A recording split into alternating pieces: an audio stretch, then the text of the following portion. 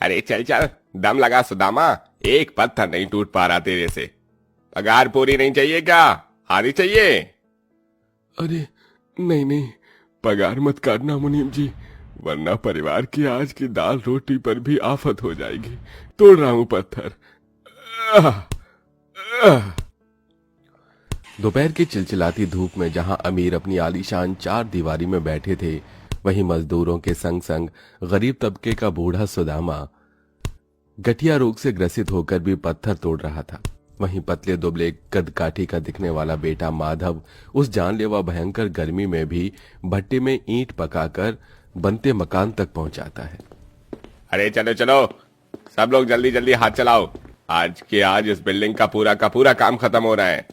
अरे ओ माधव, ये क्या 4-4-8-8 ईंट ला रहा है? भर भर कर ला। ला रहा हूं मुनीम जी, वो क्या है ना, आग में से निकालने में हाथ जल रहा है। वाकई माधव के हाथ छाले में लिपटे थे, मगर उसे घर बैठे अपने भूखे परिवार की चिंता लगी थी, जिनके लिए हर हाल में उसे रोटी कमानी थी। देखते देखते सूरज डूब जाता है। तभी मुनीम गरीब मजदूरों को देखाकर नोट झाड़ता हुआ बोला, ए चलो चलो, हो गया काम पूरा, अब सबके सब लाइन में लग जाओ, दिहाड़ी बांटने का टाइम हो गया है। ये ले पप्पू, तेरा 200 रुपया, ये रामा तेरा 150, और ये तुम दोनों बाप बेटे की दिहाड़ी 400 रुपया। बहुत बहुत शुक्रिया मुनीम जी। तभी बूढ़ा सुदामा लाचारी के भाव से बोला, मुनीम जी, हाथ जोड़कर आपसे एक विनती है, हमारे लायक कहीं और काम हो तो बताना। अरे फिलहाल अभी तो ये बिल्डिंग तैयार हो गई, अगर काम आएगा तो बता दूंगा भाई। गर्मी के मौसम में कहाँ उतना काम मिलता है, पहले जितना काम तो रह भी नहीं गया, आबादी इतनी बढ़ रही है, अब क्या किया जा सकता है। थकित श्रमित शरीर लिए वो सड़क पर से चलने लगते हैं, जहां लाइनों में कई गरीब परिवार थे। किसी ने तिरपाल तो किसी ने टेंट डालकर अपना छोटा ठिकाना बनाया था। देश में कितनी गरीबी हो गई है पिताजी, ऐसी धधकती गर्मी में ये लोग कैसे टेंट में रह रहे हैं। अरे क्या किया जा सकता है बेटा, सबकी जिंदगी एक समान थोड़ी ना है। कुछ दूर पर घर आ जाता है, जिस पर टीन की छत थी, जिसमें सास नंद, गर्भवती बहू और एक बच्चा गर्मी में बेहाल थे। अजी आ गए आप दोनों? जी भाग्यवान, आज बड़ी गर्मी है। बहू जरा पानी पिला दे। जी बाबूजी, लाती हूँ। थोड़ी देर में पूरा परिवार खाना खाते हैं। तभी रात के 9 बजे मकान मालिक किराए के लिए आ जाता है। अरे कोई है? कहाँ मर गए? नीलम बहन, देख कर आ, कौन है दरवाजे पे? भैया, मकान मालिक आया हुआ है। माधव थाली छोड़कर आता है। क्यों रे माधव, आज 25 तारीख हो गई, 15 तारीख को महीना लगता है, कभी भी तू टाइम से किराया नहीं देता। दे दूंगा मालिक, आपका किराया कहीं के लेकर थोड़े ना भागे जा रहा हूं। अरे ऐसे कैसे भाग जाएगा? चिल्लड़ पंडित नाम है मेरा, पाताल में से भी ढूंढ निकालूंगा। देखिए, आस पड़ोस वालों के सामने हमारी इज्जत मत उछालिए, 1-2 दिन मुझे दे दीजिए, मैं दे दूंगा किराया। मकान मालिक के जाते ही जान की चिंता के भाव से बोली, 2 दिन में किराया कहाँ से दे पाएगा बेटा, थोड़ी और मोहलत ले लेता। तुझको पता है ना ये चिल्लर पंडित टाइम का कितना पक्का है, 2 दिन बाद आ धमकेगा और घर से बेघर कर देगा हम सबको। बेघर होने की नौबत का सोचकर घर के मुखिया सुदामा के चेहरे पर लकीर आ जाती है। परिवार में से किसी को भी नींद नहीं आती। अजी आप सोए नहीं अब तक, जाग रहे हैं? अरे नींद नहीं आ रही भाग्यवान, सारी जिंदगी तो किराए के घर में गुजर गई। न जाने कितने अमीरों की बिल्डिंग बनाई, मगर खुद का एक घर नहीं बना पाए। इसी बेबसी में बूढ़ा सुदामा फूट फूट कर रोता है। अगले दिन दोनों काम के लिए भटकते हैं। 2 दिन निकल जाते हैं और मकान मालिक उनके घर में घुसकर सामान उठा उठाकर फेंकने लगता है। देखने वाले लोगों की भीड़ लग जाती है। बुआ दादी, ये हमारा सामान क्यों फेंक रहे हैं? इन्हें भगाओ हमारी गर्मी से। हे छुटकी, ज्यादा बोली ना तो उठा के पटक दूंगा, समझी?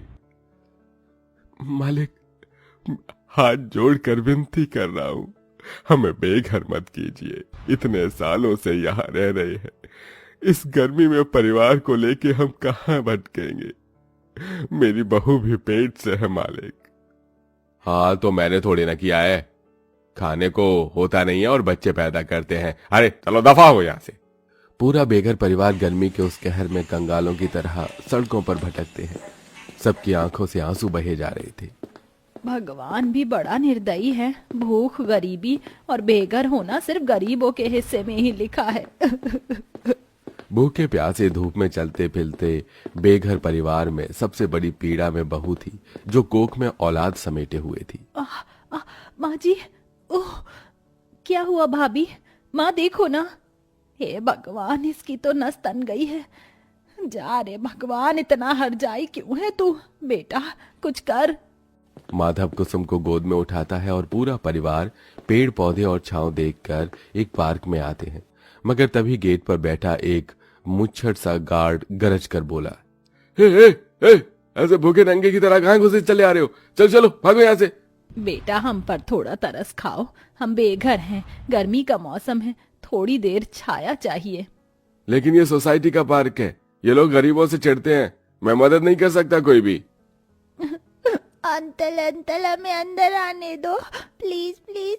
मेरी मम्मी के पेट में बाबू है, उनको हुई हुई हो रही है। मैं हाथ जोड़ती हूँ, पैर पड़ती हूँ। मासूम सी रूही मिन्नतें मांगते हुए फूट फूट कर रोने लगी, जिसे देखकर सबका दिल फट गया। लेकिन गार्ड का दिल नहीं पसीजा, क्योंकि यहाँ हर कोई पहले अपना देखते हैं। सब आंख में आंसू लिए आगे चलते हैं, मगर उनका गरीबी भरा भेष देखकर हर जगह से लोग उन्हें भगा देते। किसी तरह फुटपाथ पर ठहर कर वो रात बिताते हैं। अरे आज तो रात यही काटनी पड़ेगी, मेरे पैर फूल गए हैं। पर ये जमीन तो आग के जैसे तप रही है जी। किसी तरह हाथ पैर सिकोड़कर बेघर परिवार सो जाता है, लेकिन घर तो घर होता है। सवेरे सूरज की किरण फूटते ही एक पुलिस वाला बुलेट पर सवार आता है। अरे ये देखो, ये गरीब लुच्चे लोग कैसे सड़क पर मौज काट रहे हैं, अभी इनकी नींद हराम करता हूँ। ये कहते हुए निर्दयी पुलिस वाला सबको लाठी मारकर उठाता है। ए चलो चलो उठ जाओ, वरना बजाऊंगा एक लाठी और।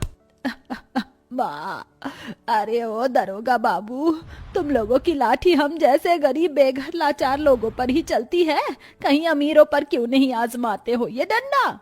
असहनी सच सुनकर पुलिस वाला दांत पीसकर एक और लाठी बूढ़ी जानकी की पतली दुबली पीठ पर दे मारता है। जानकी मचल कर रह जाती है। माँ, ओहो। क्यों बुढ़िया, अब लेगी पुलिस वाले से पंगा? हाँ बोल बोल। याद रखना दरोगा, भगवान की लाठी में आवाज नहीं होती। गरीबों को जितना सता लो, वो बैठा हुआ सब देख रहा है। बोल बढ़िया। हाँ ओ बढ़िया, बोलेगी ज्यादा हड्डी तोड़ दूंगा। बाप की सड़क समझकर डेरा जमा लेते हो, चले जाओ यहां से। अरे जा रहे हैं साहब, बस जा रहे हैं। एक बार फिर पूरा परिवार तपती धूप में सफर तय करता है, जहां वे लोग एक बड़े कचरे के कंपाउंड में पहुंच जाते हैं, जहां टेंट ही टेंट के घर बने थे, जिसमें गरीब परिवार बसे हुए थे। अरे वाह दादाजी दादी, ये कैसे घर है? इसे टेंट घर कहते हैं रूही। तभी बहू गर्मी से बदहाल सास ससुर के हताश मुरझाए चेहरे को देखती है। माँ जी क्यों ना हम लोग भी ऐसे ही टेंट घर बना लें, गर्मी का मौसम है, सड़क पे कब तक बेसहारा भटकेंगे। मगर बहू टेंट कहाँ से आएगा, हाथ में पैसा कौड़ी भी नहीं है। बहू सबको मशवरा देती है। पूरा परिवार कड़ी धूप में कचरा बीनते हैं, जिसे बेचकर उन्हें टेंट खरीदने लायक पैसे मिल जाते हैं। दोनों पति पत्नी कुछ ही देर में टेंट वाला घर बनाकर तैयार कर लेते हैं। पूरा परिवार तंबू के अंदर आता है। भगवान का शुक्र है सर पर छत तो आई। पर दादी ये टेंट वाला घर तो कितना छोटा है। हाँ लाडो, मगर इस दुनिया में ऐसे भी बहुत लोग हैं जिनके सर पर छत नहीं है। कम से कम इस टेंट घर में धूप तो नहीं लग रही। सबके पैरों में छाले पड़ चुके थे। कुसुम जुगाड़ लगा के 4 ईंट का चूल्हा बनाकर गर्म पानी करके सबकी सिकाई करती है। लेकिन एक विडंबना अभी भी थी, वो भी थी शौचालय की। सुनो जी, घर तो बन गया, मगर इतनी गर्मी में शौचालय के लिए कहाँ जाएंगे? आपको पता है मेरा 8वां महीना चल रहा है, बार बार बाथरूम जाने की जरूरत पड़ती है। तुम चिंता मत करो कुसुम, मैं आज ही शौचालय बना दूंगा।